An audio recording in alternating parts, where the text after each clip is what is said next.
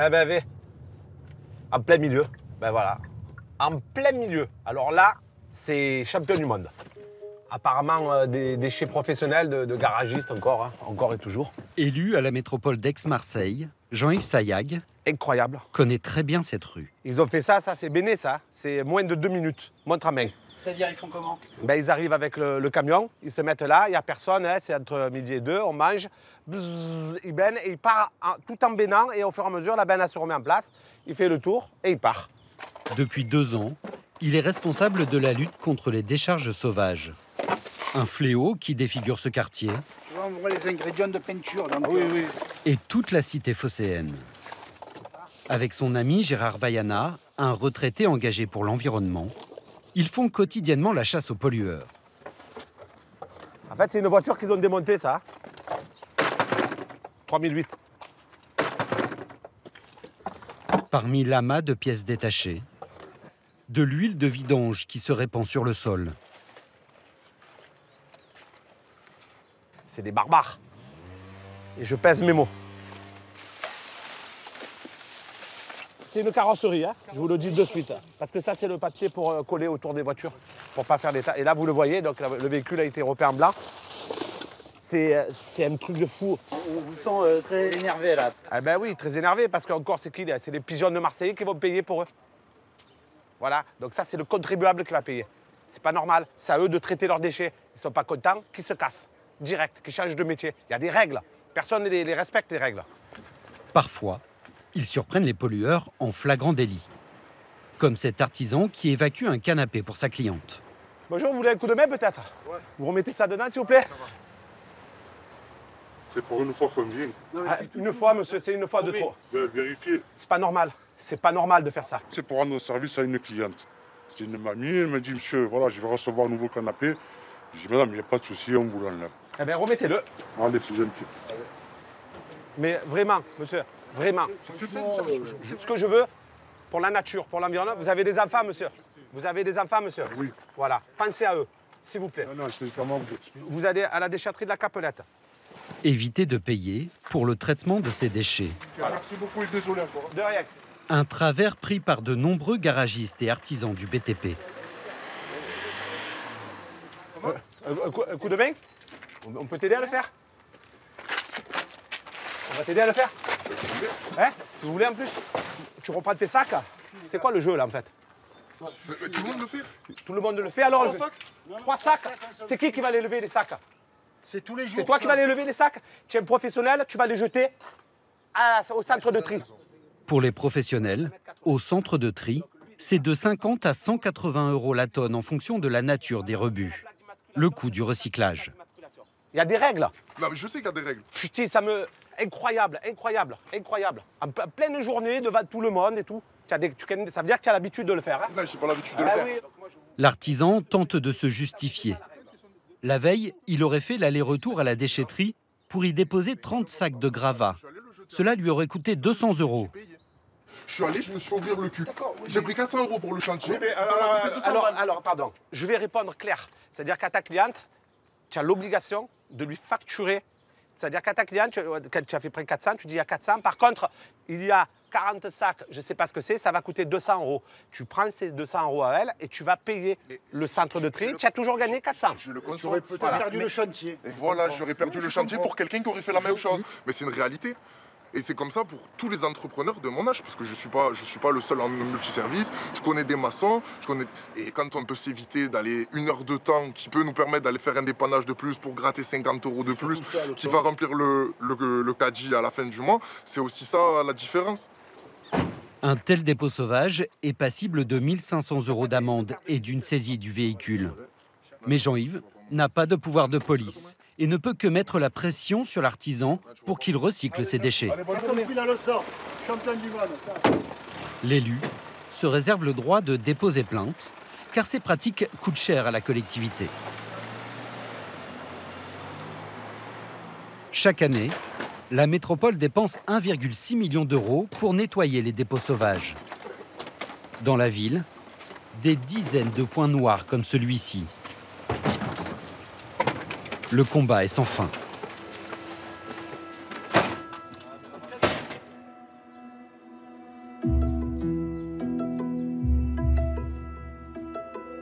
À quelques kilomètres de Marseille, l'une des plus grandes décharges illégales de France.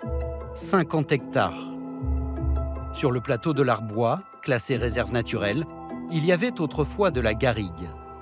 Mais pendant 8 ans, artisans, garagistes, professionnels du BTP y ont déversé 200 000 mètres cubes de détritus, clandestinement.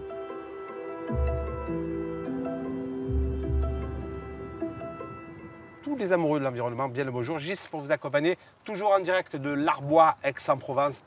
Regardez comme c'est magnifique tout autour.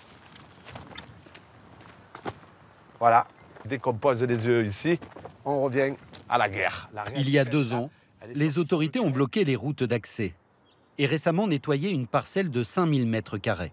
Insuffisant pour Jean-Yves, qui dénonce régulièrement cette situation sur les réseaux sociaux. Il est suivi par 10 000 internautes. Vous voyez là, jusqu'au bout, c'est des déchets. C'est incroyable. Les voitures de partout, des bateaux, des pneus, du gravat, vous en voulez. Là, c'est sur une hauteur de à peu près 4-5 mètres. Il y a déjà des commentaires, 59 partages. C'est quoi l'intérêt de continuer? Le bourrage de crâne. Voilà, donc moi je suis toujours le lanceur d'alerte, donc jamais je ne cesserai parce que j'arrêterai uniquement quand ça sera nettoyé. Son combat pour l'environnement a commencé en 2017, bien avant d'être élu à la métropole. À Marseille, Jean-Yves est propriétaire d'un snack. Mais tout autour, le parking est à l'époque un cimetière de voitures. Et je vais vous montrer ce qui se passe dans ma rue, parce qu'il y en a plein le cul. Hop là. Premier véhicule abandonné. Deuxième véhicule abandonné. Hein? Alors là, vous avez un joli Renault Master. Après plusieurs appels à la mairie pour faire enlever les épaves, il décide de poster sa colère sur Facebook. Bien sûr, signaler. Faites quelque chose, ça ne déconne, faites quelque chose. Il y en a marre de vivre dans cette merde. Voilà. Donc nettoyez, s'il vous plaît, nettoyez, levez-moi ces véhicules de merde. Voilà, à bon entendeur, salut. J'entends... Alors, je croyais que mon téléphone avait un problème. Je le prends, je l'éteins, je le rallume, rebelote. Et en fait, je m'apercevais que la vidéo était partagée des milliers de fois. 170 000 vues en 2 jours. La mairie dépêche finalement une équipe de nettoyage. J'ai dit, ah, ben ça fonctionne. On va continuer. Marseillaise, Marseillais, bien le bonjour. Gis pour vous accompagner encore et toujours. Le cimetière de la Stack. Jean-Yves Sayag se fait le porte-parole de la lutte anti-décharge sauvage à Marseille. Apparemment, ce sont des gens très propres qui pensent à changer régulièrement leur baignoire. À tel point qu'il devient la cible des pollueurs. L'hiver dernier, son snack a été incendié. Il y a eu 1, 2, 3 départs de feu ici. Il y en a eu un 4e ici. Ici, donc, il y avait le conteneur à poubelle. Ils ont versé donc un accélérateur, donc de l'essence probablement, donc qui a allumé le store qui était ici. Et là, le feu est rentré par l'intérieur. Et ici, c'était noir, donc avec les fumées, donc 15 jours de nettoyage. Cet épisode n'a fait que renforcer la détermination de Jean-Yves à lutter contre le trafic des déchets. Car à Marseille, ses adversaires s'appuient sur des petites mains qui, dans l'ombre, font le sale boulot. Il va venir ici. Non. Il va venir ici. Il voit la caméra, on est mort. Voilà. C'est ce que nous allons comprendre en guettant les allées et venues de camionnettes que Jean-Yves et Gérard repèrent en un coup d'œil. Bonjour. C'est bon, mon ami. Besoin d'un coup de main? Ce véhicule Qu'est-ce que c'est ça? est immatriculé en Roumanie. Ça, les produits, ça c'est toi, ça. Ça. Voilà. Voilà, le camion est plein de pare-chocs, de phares, des chaises, volets roulants. Où tu as pris ça? Garagiste? Oui. Mais combien il a payé? Non, mais payez pas. Si, il a payé. Combien il a payé? Non, pas payé. Gratuitement, tu fais ça? Oui. Ah ben, gratuitement, tu vas t'arranger avec la police. L'homme s'en défend, mais Gérard est convaincu qu'il travaille pour un commanditaire. Bonjour. Oui, bonjour monsieur, c'est monsieur Sayag, la métropole. Je vous appelle, c'est une urgence là, nous on est à... Jean-Yves appelle la brigade de l'environnement, une unité de la police municipale créée il y a 1 an pour lutter contre les décharges sauvages. C'est quoi? C'est un dépôt sur la route, donc le camion... Je Merci beaucoup, tenez-moi au courant. Entre-temps, le jeune homme a prévenu son père qui arrive sur les lieux. Bonjour, monsieur. Bonjour. Voilà, votre fils, c'est votre fils. Oui, c'est ça. Alors il vient, il jette tout. Ça va, c'est pas grave, on va le Non, changer. non, si c'est grave. Ça, attends, je vais expliquer. Lui, il travaille à Black. Il fait des débarrassements. Chez vous, chez moi, Oui, chez le oui, monsieur, ça, on etc. le sait, ouais. C'est la première fois qu'il s'arrive ça. J'ai un carte de déchetterie, etc. Lui, il a fait presser un client qu'il a pressé avec par téléphone. D'accord, c'est tout. Alors, c'est un business. Alors, il y a le père qui est en contact avec tous les garagistes. Si c'est un business, avec tous les garagistes et tous les pollueurs, je veux dire. Et voilà, ils font faire le boulot par des jeunes, quoi. Voilà. À un moment donné, on est gentil avec eux, on leur dit rien, mais maintenant, c'est fini. On ne peut plus être gentil avec eux. C'est fini. Trop longtemps que ça dure. Ou c'est aux donneurs d'ordre? Alors, aux donneurs d'ordre, et à eux aussi, c'est pareil, parce que les donneurs d'ordre, nous, on ne les connaît pas. Enfin, on soupçonne qui c'est. Après, c'est les autorités à faire leur travail maintenant. Il faut siffler le coup d'arrêt. Le problème, c'est que ce jour-là, la brigade de l'environnement ne viendra pas. Municipal, bonjour. Oui, bonjour, c'est monsieur Sayac. On n'a pas d'équipage disponible. Voilà, c'est grave quand même. Voilà, je sais pas, on crée une police exprès pour les attraper et tout, mais pas pour des guignols. Ouais, je sais, c'est pas pour- c'est grave. Incroyable. J'ai envie de pleurer, je vois Gérard aussi, il est dégoûté, donc on est obligé de leur dire bon, on ne vous voit plus, patin couffin. Et c'est désolant, quoi. On en a marre, on n'en peut plus. Moi, j'ai plus envie de rester là. Je préfère aller m'occuper de ma maison. Voilà. Hein, Donc là, que on de va. m'emmerder avec eux. C'est pas normal, on ne devrait Non, pas c'est pas le laisser normal. partir. En tant que citoyen, déjà, Oui, mais on ne devrait pas le laisser partir. tu peux pas tu n'as pas le droit. Il nous a mis dans le cul, c'est pas la peine, on s'en va. Hein. Combien sont-ils à travailler ainsi au service de professionnels peu scrupuleux? Difficile à dire. Mais un peu plus loin, sur un autre point noir, nous allons mieux comprendre comment le trafic de déchets s'organise.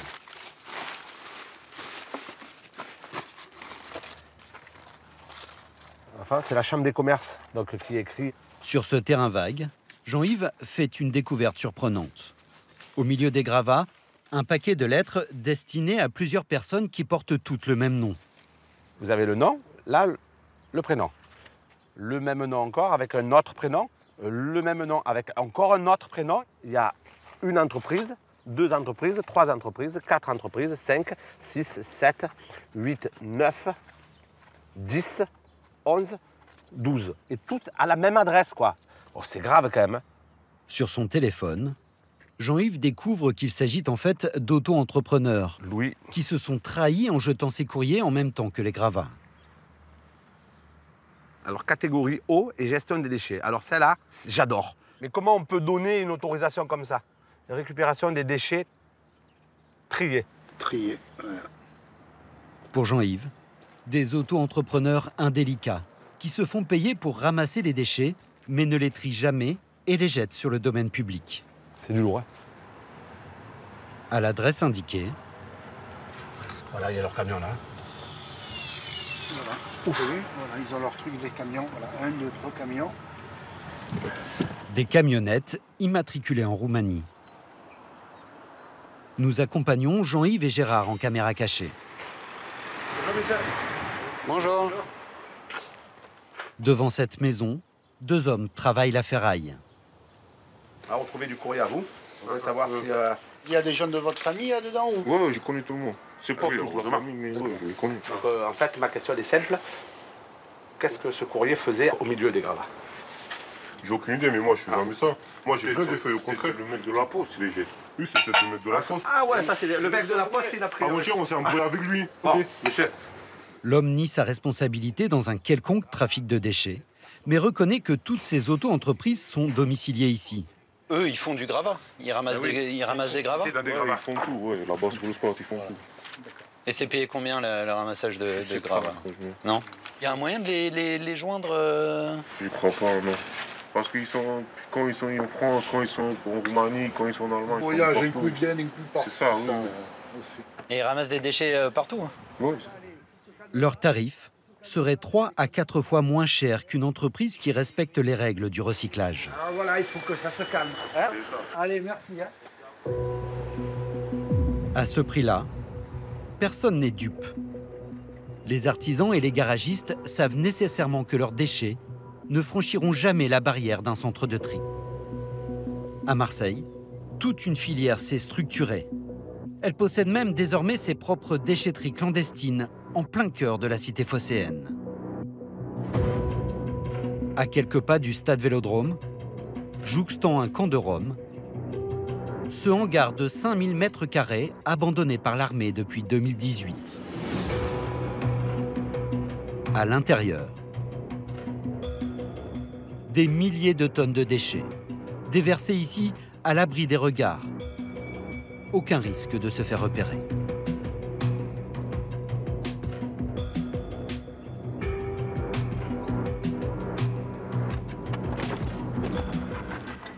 Cette décharge clandestine, Gérard l'a découverte en décembre dernier. Bon, quand je vois des camions suspects chargés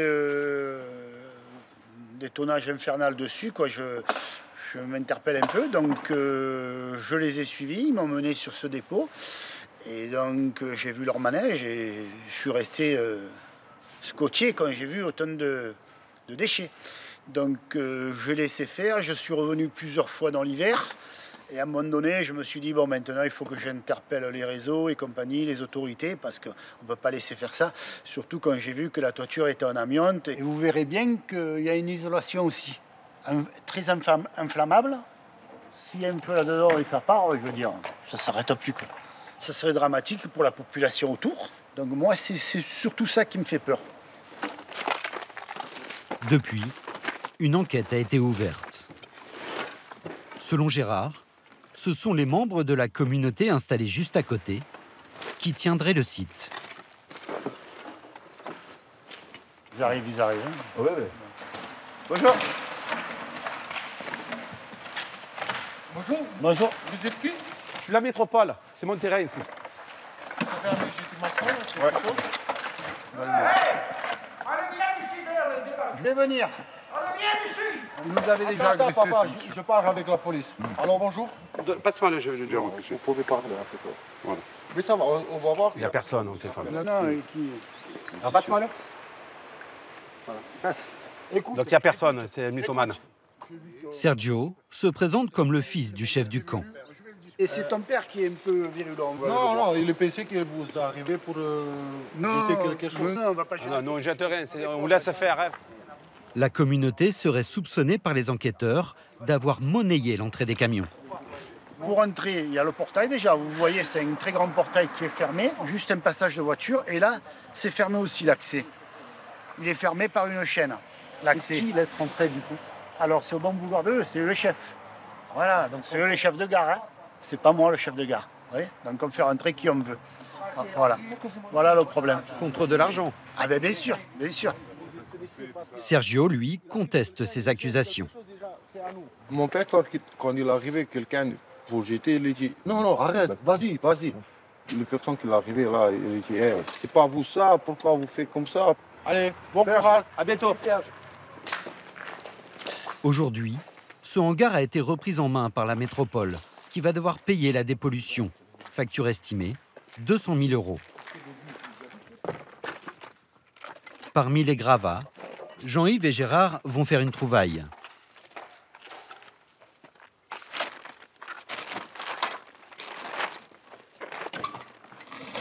Regardez. Des trucs avec le drapeau français, c'est des trucs de l'État. On trouve des trucs vraiment... Voilà.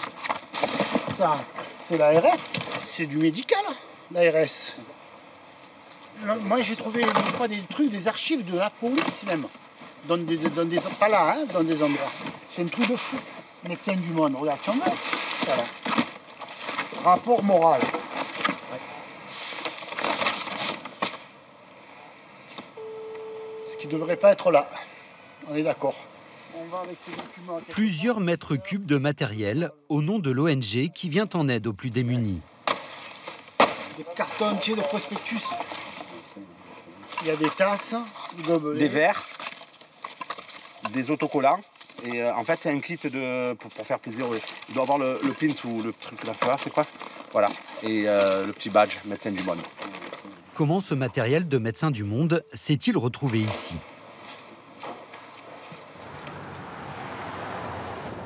Nous sommes allés montrer les images à Jean-Baptiste Matré, l'un des cadres de l'ONG.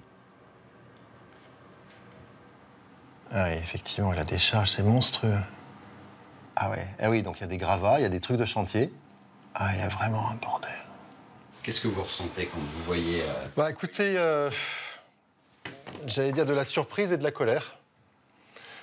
Surprise parce que on n'est absolument pas, j'allais dire, complice de ces malversations. Et colère parce que ça écorne notre image. On a eu Selon lui, c'est à l'occasion d'un déménagement en décembre dernier que l'ONG a fait appel à un auto-entrepreneur pour le débarrassage de 20 mètres cubes de matériel. La facture est alors au prix du marché, 1 300 €.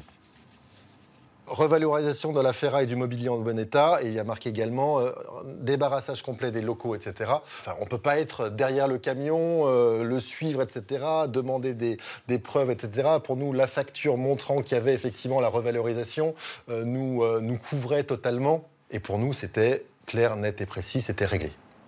Mais le client, organisation ou particulier, est légalement responsable de ces déchets. L'ONG aurait donc dû exiger auprès du prestataire un bon de recyclage émis par un centre de tri. À Marseille, il n'y a pas que ces filières de petits trafiquants de déchets qui profitent de ce gigantesque marché noir. Dans la campagne environnante, des propriétaires terriens ont également flairé le bon filon.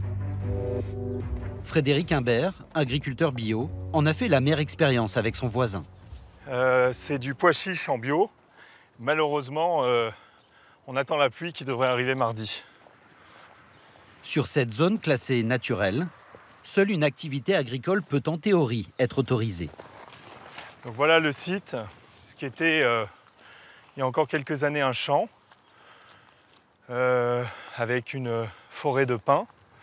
Ah, il y avait des pins là? Il y avait, faut imaginer ce site qu'avec des pins et un champ contrebas. Et c'est devenu en fait une décharge à ciel ouvert. En 2016, le propriétaire voisin de Frédéric a loué cette parcelle de 2 hectares à une entreprise qui en a fait une décharge illégale de débris de végétaux. On y trouve aussi du plastique et d'étranges bidons. Selon Frédéric, des produits toxiques utilisés en grande quantité pour accélérer la décomposition des déchets verts. Il y avait une très très forte odeur, une odeur mentholée, mais très qui prenait vraiment au nez, à la gorge. Et ces produits étaient souvent mis le soir à la tombée de la nuit, été comme hiver. Après 4 ans de bataille juridique et 2 procès, Frédéric a obtenu la fermeture de la décharge. Mais depuis quelques semaines, elle semble à nouveau active, avec cette fois des résidus du BTP. Je suis venu il y a une semaine avec mon père ici, et il y avait moitié et moins de tas de terre. 7 jours après, on voit des déchets de travaux publics, du béton, des pierres qui viennent peut-être de chantiers d'Aix ou de Marseille. Pour moi, les vrais responsables sont les propriétaires. Nous, on est propriétaires terriens, on a pas mal d'hectares. Mais si on vient nous voir pour nous proposer de l'argent contre essayer de transformer nos champs en une décharge à ciel ouvert, on dit tout de suite non. C'est arrivé? Mais 100 fois. Est-ce que c'est financièrement intéressant? Il y a des compensations financières. Si c'est des déchets, on parle de 50 € par camion. Quand vous avez 300, 500 camions qui arrivent par mois et qui déversent des chantiers de toute la région sur vos terrains et qui les enfouissent, forcément, ça peut être intéressant pour le propriétaire. En novembre dernier, un autre procès a fait grand bruit dans la région. 7 chefs d'entreprise du BTP ont été condamnés pour avoir enfoui des déchets sur 22 terrains agricoles. La tête du réseau a écopé de 2 ans de prison ferme. Coût estimé de la dépollution des champs, 6 millions d'euros.